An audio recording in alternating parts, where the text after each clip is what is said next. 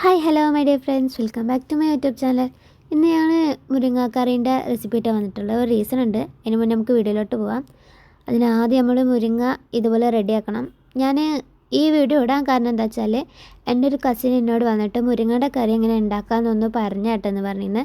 അപ്പോൾ ഞാൻ വിചാരിച്ച് എൻ്റെ അതേ സെയിം ഏജിലുള്ള ആൾക്കാർക്ക് ചിലപ്പോൾ ഈ കറി എങ്ങനെ ഉണ്ടാക്കാമെന്ന് അറിയണ്ടാവില്ല. അപ്പോൾ അവർക്ക് വേണ്ടിയിട്ടാണ് ഈ വീഡിയോ. അല്ലാത്തവർക്കും കാണാം. അപ്പോൾ ആദ്യം മുരിങ്ങ ഇതുപോലെ റെഡിയാക്കണം. ഞാനിത് ഡീറ്റെയിൽ ആയിട്ടാണ് പറയണത്. എങ്ങനെ നേരാക്കണ്ടെന്നൊക്കെ പെർഫെക്റ്റായി കാണിച്ചു തരാം. അപ്പോൾ ഇതുപോലെ നമ്മൾ ആദ്യം തൊലി പറിച്ചെടുക്കണം.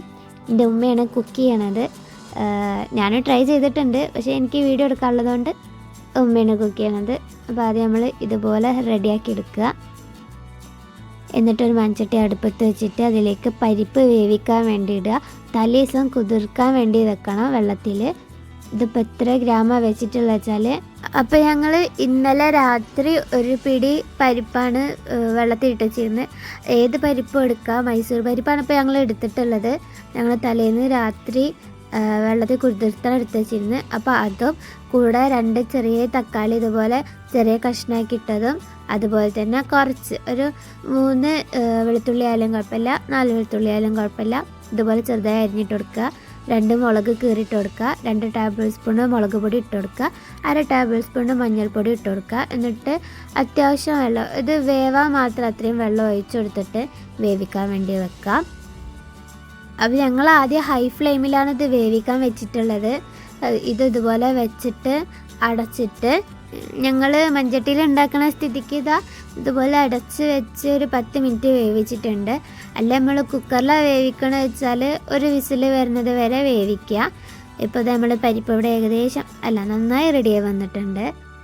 നമ്മളിത് വേവിക്കാൻ വെക്കുമ്പോൾ ഇതിൽ ഉപ്പിട്ട് കൊടുത്തിട്ടില്ല.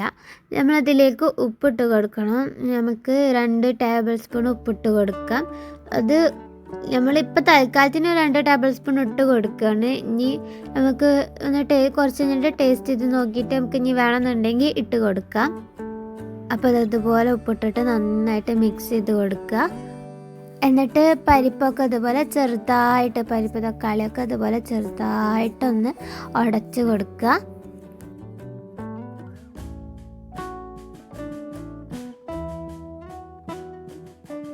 ഇനി നമുക്കിതിൽ നേരത്തെ നമ്മൾ റെഡിയാക്കി വെച്ച മുരിങ്ങ ഇട്ട് കൊടുക്കുക. നമ്മളിതിൽ മുരിങ്ങ ഇട്ട് കൊടുത്ത് നന്നായിട്ട് മിക്സ് ചെയ്ത് കൊടുക്കുന്നുണ്ട്. ഈ മുരിങ്ങ നമ്മളോട് ഉണ്ടായതാണ്. ഇത് ഹാർവെസ്റ്റ് ചെയ്യുന്ന വീഡിയോ നമ്മൾ ഇട്ടുണ്ടായിരുന്നു. ഇത് കുറച്ച് മുന്നെടുത്ത വീഡിയോ ആണ്. പക്ഷെ ഞാനിപ്പോഴാണ് അപ്ലോഡ് ചെയ്യണത്. എക്സാമൊക്കെ ആയ സ്ഥിതിക്ക് ഞാൻ കുറച്ച് തിരക്കിലായിരുന്നു. അപ്പോൾ നമ്മൾ മുരിങ്ങ ഇട്ട് കൊടുത്തിട്ടുണ്ട്. ഇനി ഇത് നമ്മൾ നന്നായിട്ട് മിക്സ് ചെയ്ത് കൊടുക്കുക. കുറച്ചുകൂടി വെള്ളം ഒഴിച്ചെടുത്ത് അടിയിൽ നിന്ന് എടുത്തിട്ട് മിക്സ് ചെയ്യണം, അല്ലെങ്കിൽ കറി മേലേക്ക് എത്തില്ല. അപ്പോൾ അടിയിൽ നിന്ന് എടുത്തിട്ട് മിക്സ് ചെയ്ത് കൊടുക്കുക. അപ്പോൾ ഇത് അടച്ച് വെച്ച് 3 മിനിറ്റ് വരെ വേവിക്കുക. കുക്കറിൽ വേവിക്കുന്നവരിത് അലിവിളി ആവാതെ നോക്കുക. ഇനി ഇതിലേക്ക് നമുക്ക് തേങ്ങ അരക്കണം. അതിനുള്ള സാധനങ്ങളായി കാണിച്ചത് 3 ചെറിയുള്ളിയും 1 നാളികേരം, തേങ്ങയും കൂടെ 1 ടേബിൾ സ്പൂണ് ചെറിയ ജീരകം ഇട്ട് വെക്കണം, നീളമുള്ള ജീരകം. അപ്പോൾ ഇത് ഇട്ട് കൊടുത്തിട്ട് നന്നായി അരച്ചെടുക്കുക.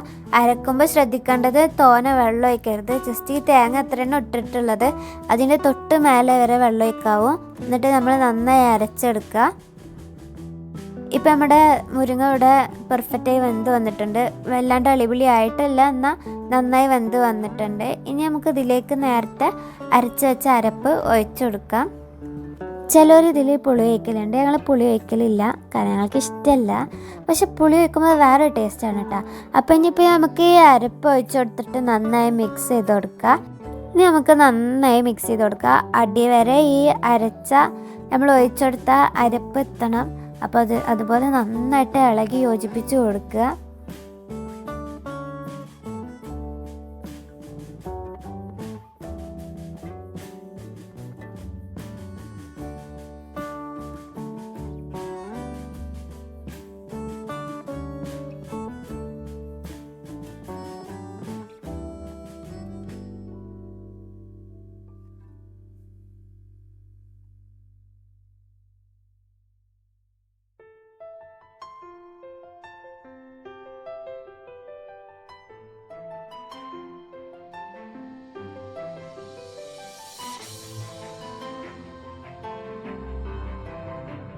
അപ്പോൾ ഞങ്ങൾ ടേസ്റ്റ് ചെയ്ത് നോക്കിയപ്പോൾ ഉപ്പിൻ്റെ കുറവുണ്ട്, കാരണം കുറച്ചുകൂടി ഉപ്പിട്ട് കൊടുത്തിട്ടുണ്ട്. അപ്പോൾ നിങ്ങൾ ഉണ്ടാക്കുമ്പോൾ നിങ്ങളുടെ ഉപ്പിൻ്റെ അളവ് എങ്ങനെയാണെന്ന് വെച്ചാൽ അതനുസരിച്ച് നോക്കുക. ഉപ്പില്ലാതുണ്ടെങ്കിൽ കുറച്ചുകൂടി ഇട്ട് കൊടുക്കുക. അപ്പോൾ ഇത് നന്നായി തിളക്കണ്ട, ചെറുതായിട്ടൊന്ന് തിളച്ച് വന്നതിൽ നമ്മൾ കറി ഇവിടെ റെഡി ആയിട്ടുണ്ട്. നമുക്കിതിലേക്ക് തൂമിച്ചിട്ട് കൊടുക്കണം, അതായത് വറവിട്ട് കൊടുക്കണം.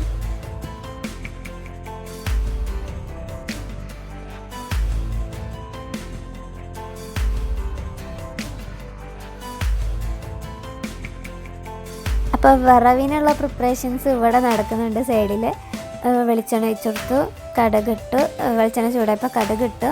അങ്ങനെ ചെറുള്ളി ഇട്ട് കൊടുക്കണം. നമ്മൾ കുറച്ച് കൂടുതൽ ചെറുള്ളി ഇട്ടിട്ടുണ്ട്, കാരണം ചെറുള്ളീൻ്റെ ഒരു ടേസ്റ്റ് വേറെ തന്നെയാണല്ലോ. അപ്പോൾ ചെറുള്ളി കൂടുന്നതിനനുസരിച്ച് രുചിയും കൂടും. അപ്പോൾ നമ്മൾ ചെറുള്ളി ഇട്ടെടുത്ത് നന്നായി മൂത്ത് വന്നു കഴിഞ്ഞാൽ അതിലേക്ക് വറ്റൽമുളക് ഇട്ട് കൊടുത്ത് നടു കീറിയിട്ട് ഉണക്കമുളക് ഇട്ട് കൊടുത്തു. എന്നിട്ട് അത് നന്നായി വറന്ന് വന്നപ്പോൾ നമ്മൾ നേരെ കറിയിലേക്ക് ഇട്ട് കൊടുത്തിട്ടുണ്ട്. എന്നിട്ട് നന്നായി മിക്സ് ചെയ്ത് കൊടുക്കുക. അപ്പോഴേക്ക് എല്ലാവരോടും പറയാനുള്ള ഈ കറി എല്ലാവരും ട്രൈ ചെയ്യണം. ഞാൻ ഈ വീഡിയോയിൽ ലാസ്റ്റായിട്ട് പറയാം, അങ്ങനെ വിചാരിക്കരുത്.